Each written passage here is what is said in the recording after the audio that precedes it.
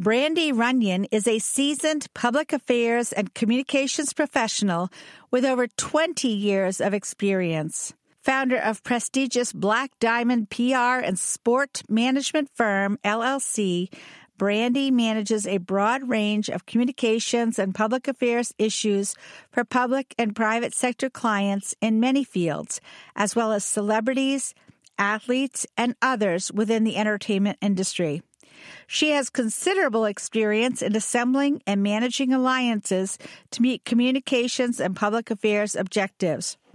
Her current and past clients include celebrities, athletes, musicians, authors, as well as Fortune 500 companies, leading industry associations, high-profile events, and not-for-profit organizations. Brandy has served on the executive board of directors for several nonprofit organizations, heading up the PR and marketing divisions for Youth for Empowerment, the Dallas 9/11 Memorial Stair Climb, the Association for Memorial Stair Climbs, and others. Brandy earned bachelor's degrees in business management and public relations, as well as a master's degree in sports administration. She was also given the prestigious nomination by her alma mater, Texas A&M University, to join Sigma Alpha Pi. She was inducted into the National Society of Leadership and Success in January of 2018. Brandy currently resides in Texas, where she oversees her firm's local and global operations. Her philanthropic interests include Team Up, Speak Up, and the Concussion Legacy Foundation. Welcome to the PR Maven Podcast, a podcast all about growing your network and building your brand through traditional and digital networking techniques. I'm Nancy Marshall, the PR Maven and CEO of Marshall Communications. I've been strengthening brands through PR for over 35 years, and now I'm celebrating the success of executives, influencers, business owners, and entrepreneurs from all around the world, all of whom have cultivated their brands and broadened their networks through traditional and digital networking methods. Each week, I interview one of these interesting and influential individuals and provide an opportunity for you, the PR Maven Nation, to gain insights from their strategies and stories. So stay tuned for this week's episode, and thanks for listening.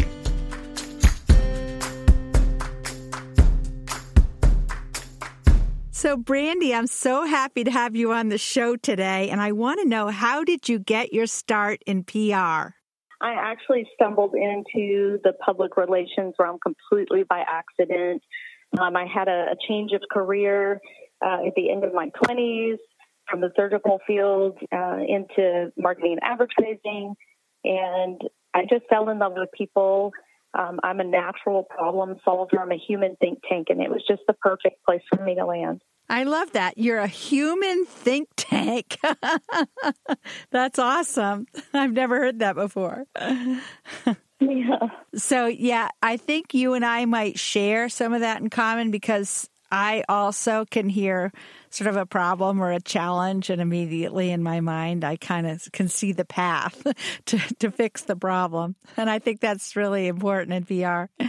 So how long have you been in this business of PR? Coming up in February, it will make 14 years, but it feels like it was just yesterday.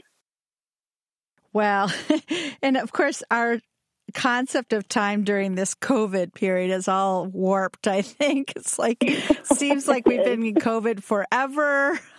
It's like a long winter. Yeah, it's hard to imagine like what was normal before March 13th. So there's a saying, Brandy, that the riches are in the niches. And I think you've made a decision to niche down into sports PR and management. So tell us about how you made that decision, and have you always done just sport, or have you done all PR? Oh my gosh, that's such a great story. It's one of my long testimony stories, but I'll make it abbreviated here. We actually spent the first 11 years in entertainment PR, so dealing with a lot of celebrities, high-profile events. We specialized in product placement. We had a lot of huge accounts. that we worked on. And I really, one day I woke up and I was like, I really am not enjoying this anymore. And so I had to make a big decision whether or not I was going to continue at all, if I was going to do something different. And I actually went back to college to get my master's, fell in love with sports law, and again, just woke up one day and I was like, I'm in love with sports, football more than anything. And I fell right into it. So I felt like it was a God moment for me. Like I had finally found my path. I had finally found my calling. And so it doesn't even feel like work anymore. It's the most gratifying, wonderful thing in the whole wide world. But yes, so I don't see us changing our path anymore, but sports has just been the right place. So you mentioned football. That's your favorite sport of all? It is my favorite sport. I have to say I'm very guilty of being completely biased when it comes to that. Most of our clientele is football right now, and we're working on diversifying. But yes, we eat, sleep, and breathe football during football season. And of course, you're in a good place for that, being in Texas, right? Yes. Of course, I'm up here in New England Patriots country. Oh my goodness! And we used to live up in Massachusetts, and we were, you root for the home team, when you live there. So we were huge Tom Brady fans, and now he's in Tampa Bay throwing with one of my receivers. So I know, it's so weird seeing him play for a different team this past weekend. I had a hard time. Yeah, it doesn't look right. No. Yeah, you look at that uniform, and it's symbolic of something else. And I saw him, and I feel like my brain is broken right now. Yeah, right. So how does traditional PR differ from sports PR? Believe it or not, it's actually quite different, as we've learned as we kind of fell into sports. Most of what we do here is athlete management. So the PR is interwoven in, and I tell people all the time, 99% of the money that you spend on PR is in prevention. So we spend a lot of time preventing things, and we spend a lot of time grooming athletes and teaching them how to conduct themselves and things like that. So a lot of the traditional PR is built into that, but it's less, pitching things all the time. There's a great deal less writing involved with what we do. I mean, right now we do the standard PR stuff when we have events our athletes do, or partnerships and endorsements that we have to announce and things like that. But I'd say most of it is more hands-on with the athlete management side of it. Well, I have worked in, specifically with the ski business, and I have had experiences where athletes have not been that respectful towards the media, or actually towards me for that matter. And do you have times when you have to sort of train athletes on why it behooves them, or why it's a good idea to be more respectful towards the media? Yes, we do. And we have never had, I've only had that problem one time since we started working with athletes, and it's not someone we work with anymore. But we typically, when we onboard a new client, especially these athletes, one of the very things that we run them through is a full PR training and prep, and we train them exactly how to interact with the media, whether they're doing an on-field interview right after a game, or a locker room interview, or if it's a sit-down formal interview, whatever it is, we walk them through that entire process, from making eye contact and shaking hands to, after the interview, making sure that they know the journalist's name and say, hey, Bob, thank you so much for taking the time to talk to me, and can I get your card, so that they can give it to us to follow up. So we have them trained very, very well so that it's more of a natural, eloquent process. I'm glad you said that piece about using the journalist's name, because I talk about that a lot, not only with journalists, but just most anyone that you're doing business with, because a person's own name is sort of the sweetest sound in the whole language. And if you use someone's name, Brandy, for example, it does, it's a sign of respect, and it's a sign that you honor the other person. So I think that's one of the building blocks to building a good relationship over the long term, and sort of showing the other person that you respect them enough to remember and use their name. So what makes Black Diamond so successful? I spent quite a bit of time before this interview today on your website, and it looks like you've got a lot of really great credentials. And how has your agency become so successful? We do something differently here than anywhere else, and I'm very confident in that. I'm actually almost done writing my book on the method that we developed here, and the key to the success, what we do here, comes down to our relationships with our athletes, with all of our clients. We spend a great deal of time. They're not members to us, they're family to us. We don't even barely maintain traditional work hours. If they're texting us, at 11 o'clock at night and it's urgent, we take care of them. We care about them. I tell people all the time, I've got my family and my own, biological children, and I've got, a slew of professional athletes that are like my kids. And so, the relationship is key. We don't take our responsibility lightly. We know that, we're in charge of their most precious asset, which is their career right now, and we have the power to destroy it if we're not careful. So we're very humble about what we're, held responsible for. And we're very personal with these guys. And we remember their birthdays. We send cards to their kids for their birthdays. We have baby shower items that we send. We take care of them. We treat them like people. It stopped being a paycheck for us years ago.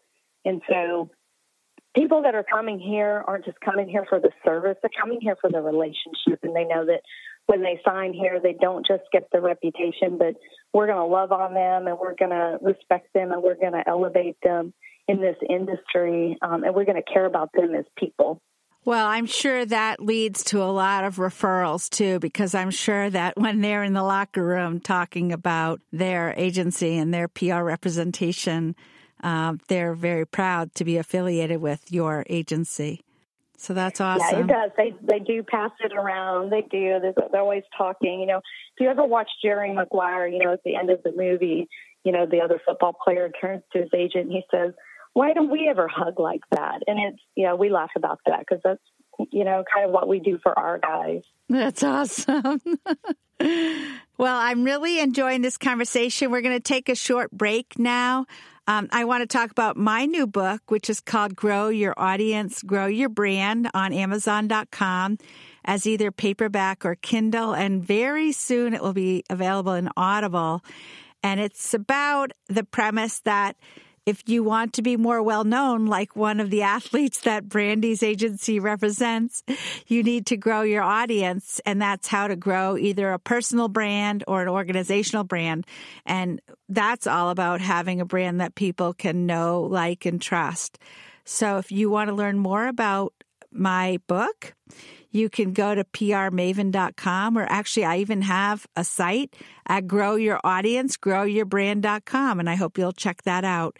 And we'll be back in just a moment with more from Brandy Runyan.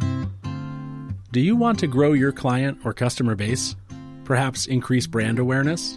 Maybe tell your unique story more effectively? Of course you do. But you may be worried that you don't have enough expertise to make that happen. Well, no worries, PR Maven Nation. Let the PR Maven herself, Nancy Marshall, show you how easy it is to get your message across effectively using a powerful yet simple tool, a message map.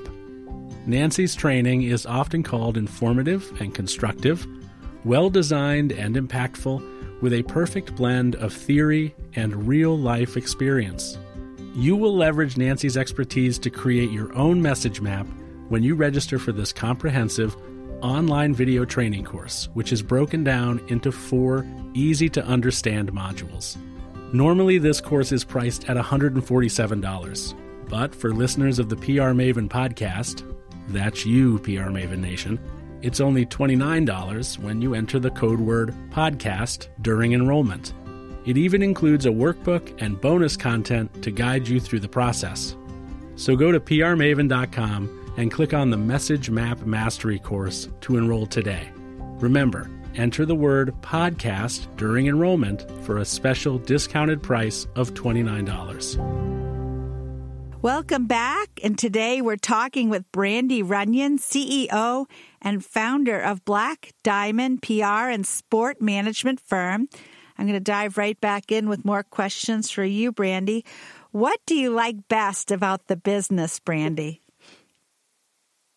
Oh, man. You know, the best thing about working in our industry for us is our clients. I mean, every day we wake up, you know, we're excited to get in the trenches with these guys and gals, and they're all so different in their personalities, and they bring so much to the table that they make this job fun, and we're able to have complete creative control to use our skills to do the job that we need to do for them. And if it weren't for that element, we'd have no purpose. Well, I'm sure they feel the love and the respect that you have for them, and they probably return that back to you. So I can see how that would be very rewarding. And that leads to my next question, which is, what is your approach to client service at Black Diamond? Our approach is we are very hands-on. So there are lots of phone calls. There's lots of communications. There's never any transparency issues. I think that's one of the things that our clients like. We just have a whole protocol of transparency. We hold weekly consultation calls with every single client that we represent. So we are in constant communication, and we tell them, you know, you don't have to wait until next week until your appointed time. Call me, text me, email me. And I think that that approach has kept everyone really happy, but it's also kept everyone really accountable. So our guys can't fall through the cracks with the things that we're requiring of them, and we certainly can't get by if we're not doing our job, because everybody knows. So, you know, our thing is just, you know, making sure that we're on top of everything, that we're staying in complete constant contact with them at all times. Yeah, and I saw on your website, too, that you're monitoring what's showing up about them in the media on a constant basis. So you must have an elaborate system of media monitoring. We do. We have a lot of alerts and analytics and things like that. So if something pops up, print, radio, written, anything like that, then we can be prepared so that they don't have to necessarily wake up and figure out that they're trending. You know, we will have already caught that and had a plan or response if it were warranted, and things like that. It also helps with our bigger guys, our NFL guys, if they're having a bad week and they're getting bashed in the media. You know, we kind of tell them, hey, turn it all off this week and you let us worry about what people are saying, and then, you know, we'll figure out what our next step's going to be. Yeah, well, you must do a lot of work with the clients to figure out messaging and media training and rehearsing so that they're able to respond easily and quickly in bad situations as well as good situations. Yeah, and luckily we haven't had too much of that, but I have.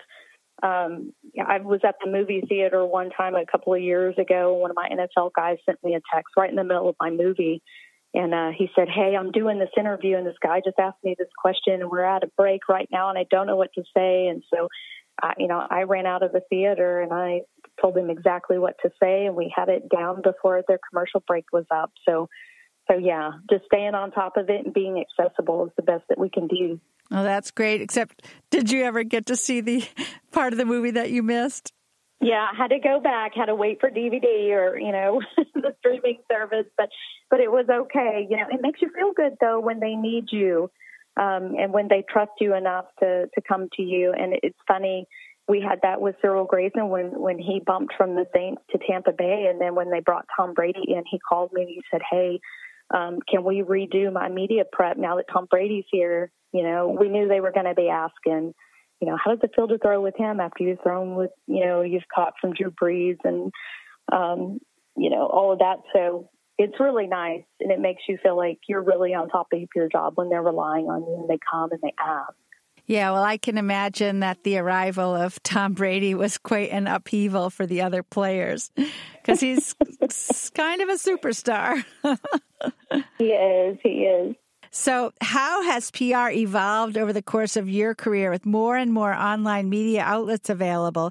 And are you still pitching traditional media like newspapers and TV stations, or are you focusing pretty much exclusively on digital? We still are very heavily reliant on traditional media. So I still believe that if you have a good story and you've crafted it correctly, it is worth the effort to pick up the phone and build relationships with journalists. And that can be tedious and difficult because they're like ants, you know. One day they're there and one day they're not. And so you do have to put in the extra work. But I feel like, you know, picking up the phone, building these relationships is still better than, you know, putting press releases and articles and things like that into the big mega machines and having it sent to everyone. So it's changed a lot just with the accessibility of different media these days. But I'll be honest, you know, we still do things the hard way. We still research journalists and we build our own databases by hand, and we make phone calls and send emails and build relationships before we just send stuff. Well, I'm sure the journalists can tell that you've done your homework before you reach out, and they're not just getting a mass email that's going to thousands of people. So I'm sure that pays off. And it's great for me to hear you say that you pick up the phone, because I think so many young people who are just coming out of school, like they've never even really talked on the phone. They've just been texting their whole life. So I think there's something to be said for those of us who might have grown up with like the old analog telephone before the age of email. Yeah. So, yeah, I mean, I think that learning how to use the telephone and even calling somebody that you don't know, that's a skill that I think is a good thing for young people to learn, is how to make a cold call, and pitch a story. It can be intimidating. And some journalists are not necessarily that nice, especially if they're on deadline. They can snap at you. And you have to remember that it's not personal. And, you know, I think the first thing you should say to a journalist when you're calling them is this a good time? And if it's not a good time, you know, is there a time later, perhaps when you're not on deadline, that I should call you back?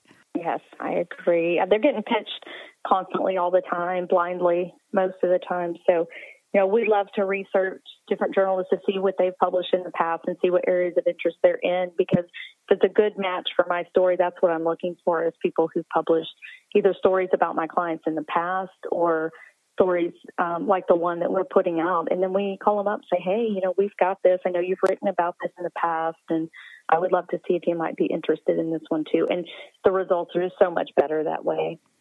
Totally. And as you said, that's the way to build long-term relationships. So they'll remember that you brought them a good story, and then they might call you because they trust you that you're going to provide good information or access to an athlete. And so, you know, I think that's one of the advantages of staying in PR over the long term. I know I've been in PR almost 40 years myself now, so I hate to even say that out loud because it sounds like so long. But yeah, you do build relationships with journalists, and the most important thing is that they trust you, that they trust that you're going to tell them the truth and you're going to follow up when you say you do. You know, you have to realize that journalists are usually on a deadline, and so it's really important to honor those deadlines. And I'm sure that's one of the things that you guys do that's so memorable. Brandy, is there a book, an app, or a website that you have found helpful in your career, and why? Ooh, that was a tough one for me. So PRSA is still an invaluable resource to me, just with all the professional development things that they publish. There's a lot of information there. We reference a lot of things like that and try to read. The best thing people can do in our industry, or really any industry, is to continue learning. So we're on a continuous quest to keep learning new information. I love talking to people who know more than I do, so that I can glean information off of them and do my job a little bit better. we listen to a lot of public speakers, a lot of motivational people and thinkers. I love thinkers in the way that the mind works, because you've got procedural PR and then you have instinctual PR. And so it's nice to make sure that you're nurturing both sides of your process. So, yeah, I think PRSA is still a great resource just for, the professional development side. And the rest of it, people just have to get outside the box and figure out what's missing and plug it in. Well, I'm glad you mentioned that about thinkers, because I think that's one of the things I love about podcasting is you can listen to so many interesting people on podcasts. And, having my own podcast, I'm able to invite people who otherwise I might not be able to have a conversation with. But if you invite them to be on a podcast, they're willing to give you, half an hour or 40 minutes of their time. So thank you for your time today. And if people want to follow up and get in touch with you, what's the best way for them to reach out? They can definitely reach us at our website, www.blackdiamondfirm.com. You can always get in touch through our contact. Usually, if it's for me, someone will make sure it gets to me. I'm curious about the Black Diamond because, again, I come out of the ski industry, and Black Diamond are the hardest trails. Is that the origin of your firm's name? You know what? We get asked that all of the time, especially athletes always ask us, where'd you come up with that? We love that.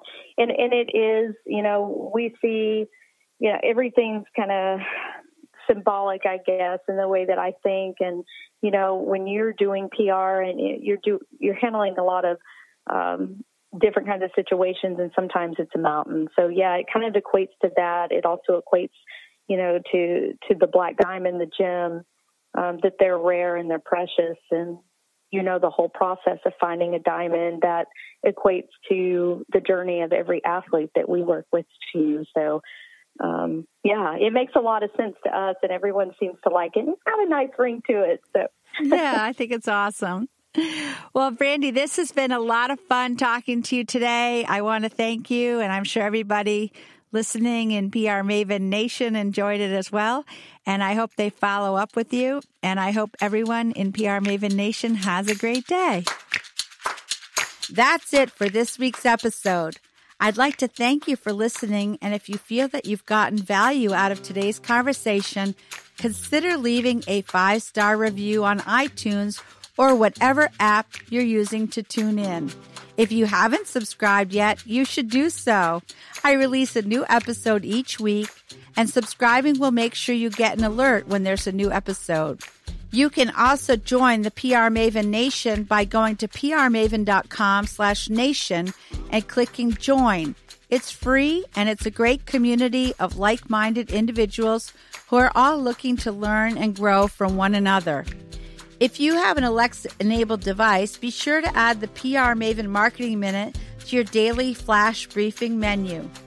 Thanks again for listening, and have a great rest of your week, PR Maven Nation.